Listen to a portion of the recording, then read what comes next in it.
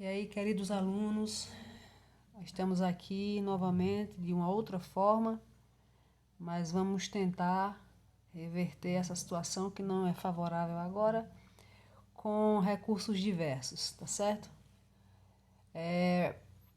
Quando nós finalizamos nossas atividades presenciais no colégio, deixamos um capítulo do nosso livro em aberto, que foi exatamente a independência dos Estados Unidos, que eles comemoram desde 1776. Então, essa independência, nós sabemos que o processo de dependência, ou seja, as 13 colônias norte-americanas, elas pertenciam à Inglaterra. Então, a independência, claro, se deu com relação à dominação inglesa. Essa imagem nos remete à Estátua da Liberdade, que foi um presente recebido pelos norte-americanos em comemoração ao seu centenário de independência, e foi um presente da França, que esteve presente também na luta pela independência dos Estados Unidos, num processo de revanchismo contra a Inglaterra, que nós vamos ver mais na frente. Então foi um presente da França à Inglaterra no centenário de sua independência. Aliás, um presente da França aos Estados Unidos no centenário de sua independência. Para a gente poder chegar ao processo de fato de independência dos Estados Unidos, a gente tem que ver os antecedentes coloniais. Como é que se encontrava a colônia? Como é que ela se formou? Como é que se formou esse clima de rivalidade entre os colonos e a sua metrópole, tá? A gente tem que lembrar o seguinte: inicialmente, no processo de colonização, há momentos distintos.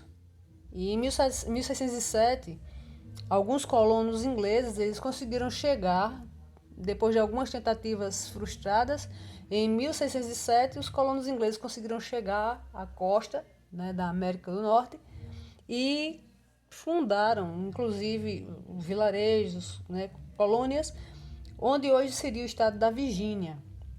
Inclusive o nome Virgínia, para o estado norte-americano, foi uma homenagem à rainha Elizabeth I, conhecida como a Virgem, porque não teve filhos. Então Virgínia vem de virgem e é uma homenagem à rainha Elizabeth I. Tá? Em 1620, a gente vai ter uma nova leva de colonos chegando à América, né? Colonos ingleses, que dessa vez estavam fugindo das perseguições religiosas.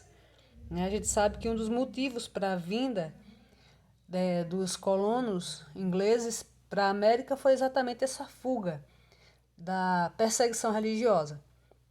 Então eles vieram, tinham pretensão de chegar até a Virgínia, mas terminaram chegando ao estado que hoje a gente conhece como Massachusetts. E eles fazem uma outra, na verdade foi um navio, né, Mayflower. Eles vão vir nesse navio e quando chegam à América do Norte, eles fazem um pacto de criar um autogoverno. Algo que não se pensava muito, não se trabalha muito nessa perspectiva quando se fala de colônia, porque a colônia, na verdade, recebe todas as predeterminações governamentais, econômicas, sociais da metrópole. Mas aí eles criaram uma forma de autogoverno. Aqui nós temos a extensão territorial dos Estados Unidos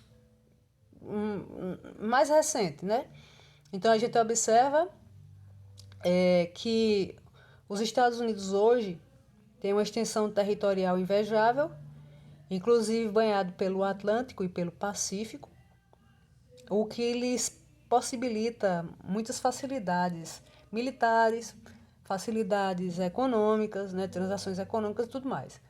Mas no primeiro momento da colonização, A parte que foi ocupada é exatamente essa faixa de terra amarela que vocês podem visualizar aí, tá? Então, essas eram as 13 colônias norte-americanas, ou 13 colônias inglesas na América. Então, a gente vai ter uma... Estou colocando esse mapa para vocês terem uma noção do que hoje encontramos, né? O que hoje são os Estados Unidos, extensão territorial, e o que foi ocupado nos primeiros momentos da colonização, que é exatamente essa parte amarela.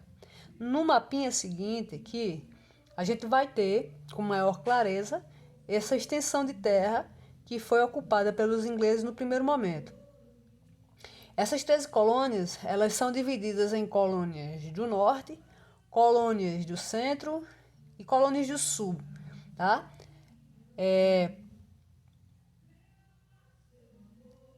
Elas passaram por um processo conhecido como negligência salutar. Negligência é um descaso, né? Uma coisa que é a revelia, vive a revelia, sem o cuidado devido. Então, negligência, salutar vem de saúde, saudável. Então, aqui como é que pode uma negligência ser salutar, ou seja, um descaso ser positivo, ser bom?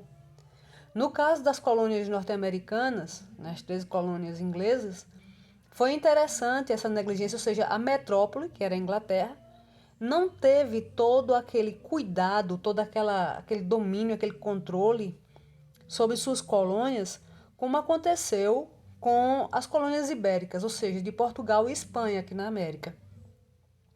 As colônias ibéricas, né, Portugal é um exemplo disso que nos fala muito forte porque nós passamos por esse processo de colonização ibérico, português. Era de dominação, de controle, de determinação. Então a gente produzia o que Portugal queria, o que Portugal precisava. As nossas riquezas não ficavam necessariamente aqui, elas eram levadas pelos portugueses para, inclusive, pagar suas transações comerciais com a Inglaterra. Então, as colônias inglesas, elas passaram por um processo de uma certa autonomia, né? Governamental, autonomia político-administrativa e econômica. E é isso que se dá o nome de negligência salutar. A Inglaterra não teve aquele controle, né, como as colônias ibéricas tiveram das suas colônias. Só lembrando que as colônias inglesas, e a gente fala mais a questão do norte e do centro, quando fala com relação a isso, elas foram colônias de povoamento. E as colônias ibéricas de Portugal e Espanha foram colônias de exploração. Tá? Então, as colônias de exploração elas eram mais regradas, mais controladas pela metrópole, enquanto as colônias de povoamento elas chegaram a ter certa autonomia. Bem, a negligência salutar vocês podem pegar no livro de vocês, tem lá bem claro o que seria. Eu tirei algumas partes do livro e coloquei aqui para a gente ter maior clareza. A negligência salutar ela se caracterizava em dois aspectos principais, com relação à questão política, né, e a econômica. Como politicamente acontecia esse processo de negligência salutar? Ora, os colonos, né, na América Inglesa, eles tinham direito, eles faziam suas próprias escolhas com relação aos governos, elas não vinham predeterminadas pela metrópole, pela coroa inglesa ou pelo parlamento, dependendo do período que a gente esteja falando. Os colonos, eles escolhiam seus representantes políticos, eles elaboravam suas próprias leis, né? E tinham seu próprio parlamento eleito, inclusive, por eles. Isso é chamado de autogoverno. O nome por si só já caracteriza, né, todo esse processo. E economicamente falando, essas colônias elas tinham a liberdade de comercializar com outras colônias inglesas, por exemplo, e também com outras regiões vizinhas, sem necessariamente haver a interferência da Inglaterra nesse processo. Só lembrem, a gente está falando aqui no começo do processo de colonização, tá? Depois essas coisas vão mudar. Então, agora, num contexto mais amplo, que vai envolver a Europa, vai envolver também a América, como a gente vai ver, vai acontecer uma guerra que vai envolver em lados opostos a França e a Inglaterra e que vai trazer consequências muito sérias para a colônia inglesa. Essa guerra foi chamada de Guerra dos Sete Anos, tá? E aí tem a temporalização, né, o período que ela se estendeu. E eu peguei essa frasezinha aí do livro de vocês. O que é que vai motivar esse conflito? O que é que vai fazer com que ocorra a Guerra dos Sete Anos? Aí tem no livro. Essas guerras tiveram como origem acontecimentos políticos, como questões de sucessões dinásticas e de alianças diplomáticas, e interesses econômicos ligados à disputa marítima comercial, tanto na Europa quanto nas colônias. Então, por questão político, também a questão de território na própria Europa, e aqui na América também havia disputas por território. Vocês sabem que o Canadá tem influência francesa no seu processo de colonização. Então, havia também essas disputas territoriais, não ficaram só na Europa, mas elas se estenderam até a América também. Então, aqui a gente vai ter, olha, a Guerra dos Sete Anos fez com que houvesse um confronto entre França e Inglaterra, que estavam, evidentemente, em lados opostos. Na América, isso evidenciou a disputa entre os interesses coloniais ingleses e franceses. Ora, quem ganha esse conflito é a Inglaterra. Mas mesmo ganhando o conflito, a Inglaterra ela sai endividada, ela sai numa situação muito pouco cômoda economicamente falando, porque houve muitos gastos para poder efetivar essa vitória sobre a França. Então, quando termina o conflito, a Inglaterra tinha que tirar o prejuízo de algum lugar. E ela vai querer tirar exatamente em cima dos colonos que estavam na América. Mas o pacto que a Inglaterra tinha feito com os colonos, que inclusive ajudaram a Inglaterra a vencer a França em território americano, foi exatamente o oposto. A Inglaterra prometeu que aos poucos iria fazer a abertura, iria facilitar o processo de independência dos Estados Unidos, né? O que nós conhecemos hoje como Estados Unidos. Mas não foi necessariamente assim que aconteceu, né? Os ingleses saíram vitoriosos e os colonos que ajudaram a Inglaterra contra a França receberam a promessa de que a ajuda deles seria seguida posteriormente, claro, né? Seguida de um maior afrouxamento dos laços coloniais. Quando a Inglaterra vence o conflito, como eu já disse, ela vai tentar tirar, na verdade, as suas perdas econômicas em cima dos colonos, ao invés de dar a eles o que havia prometido, que era maior autonomia, né, até chegar ao processo de independência. A insatisfação dos colonos, elas podem ser percebidas em dois aspectos principais. Um foi quando a metrópole, mesmo ganhando da França, não permitiu que os colonos ocupassem as terras, as áreas conquistadas da França, que a Inglaterra tinha conseguido da França. Então, os colonos ingleses não puderam ocupar esses territórios.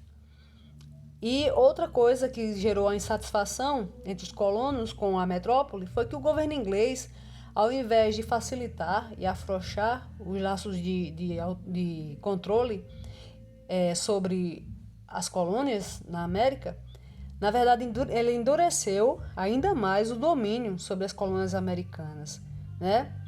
E isso aí fez com que houvesse um descontentamento muito forte entre os colonos.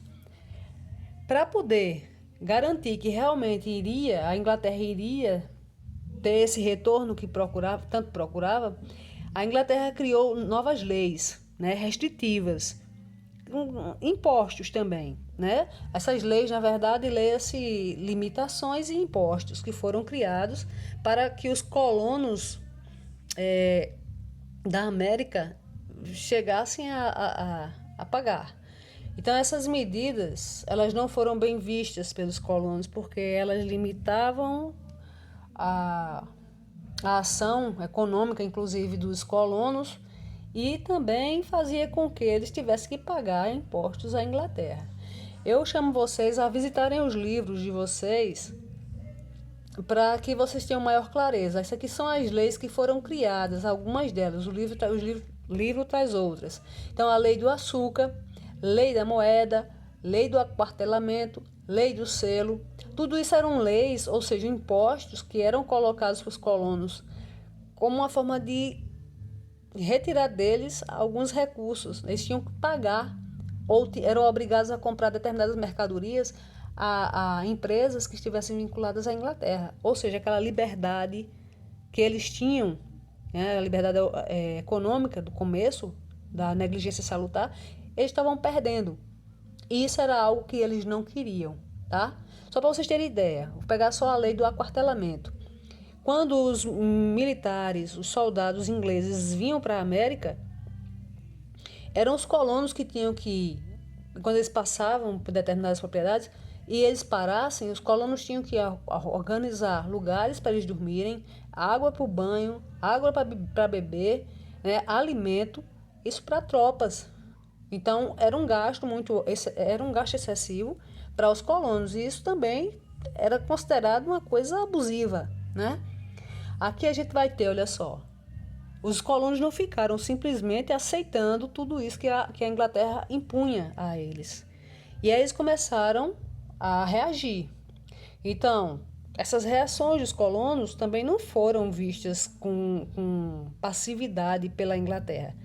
A Inglaterra, que era a metrópole, também revidou a essas tomadas de decisões que os colonos tinham.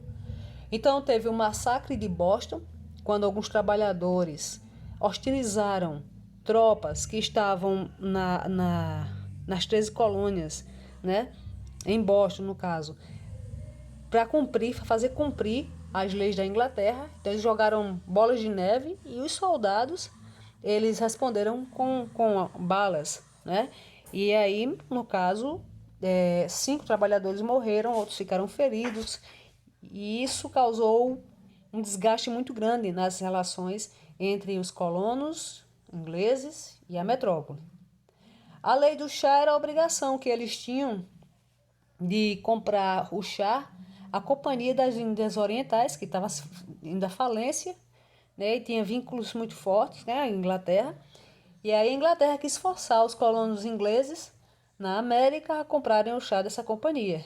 E aí os colonos, revoltados com essa medida, se vestiram de índios, se fantasiaram, né? Se organizaram dessa forma e foram até os navios e jogaram várias caixas de chá no mar. E a Inglaterra respondeu. Então, mandou prender alguns desses chamados, entre aspas, baderneiros, e criou as chamadas leis intoleráveis, que eles tinham que pagar, Boston teria que pagar pela perda, né, daquela carga que foi lançada ao mar. Dessa forma, os colonos, eles se revoltam ainda mais, e a gente pode dizer que esse acontecimento precipitou, sim, um movimento, juntando, né, tudo, ao movimento que levou ao processo de independência dos Estados Unidos, a luta por essa independência, inclusive, né? Olha só, deixa eu só ver aqui, terminei fazendo besteira. Aqui, ok. E a gente passa aqui, olha, para as imagens. É importante que vocês façam essa leitura de imagens, tá? Aqui a gente tem, observe direitinho, as caixas de chá e os colonos vestidos, né, usando os apetrechos indígenas e lançando ao mar a carga. E aqui você pode perceber direitinho, se você fizer uma leitura bem comprometida da imagem, você vê o carregamento do chá no chão, aliás, na água. Você vê os colonos vestidos de índio e você vê todo um povo aclamando, né, apoiando com gestos essa ação dos ousados colonos que subiram nas embarcações e jogaram fora a carga do chá. Bem, nesse primeiro momento seria essa primeira abordagem, tá? Nós não terminamos o que é trabalhado no capítulo, mas já estamos em ponto de bala para entrar agora na luta pela independência dos Estados Unidos, tá bom?